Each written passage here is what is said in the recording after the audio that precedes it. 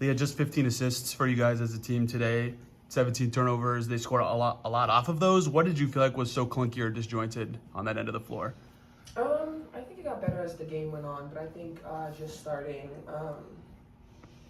I think the physicality level was a little bit different on both sides of the ball, and but for us, really, I think it's got to be our focus. Like, we got to make sure that we're connected on that end, making sure that we're in the right places for passes, and just being more conscious of us having that ball. How much does that physicality difference, can that affect your focus in a game?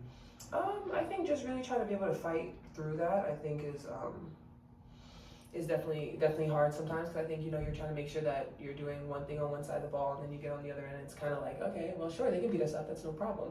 But I mean, for us, really, our focus, just making sure, and that's what we talked about in the back, is just make sure that when we come in for our next game, just make sure we're not fazed by that. I got plenty if I can keep going.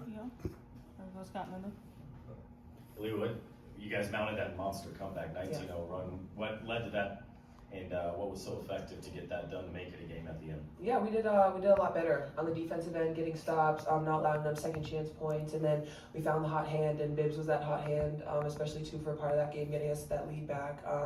And so just making sure that we're just getting downhill, getting open sprays, and just attacking. For either of you, given that what you just said about the defense and all that, is that to be so close and have the chance at the end and have it get away?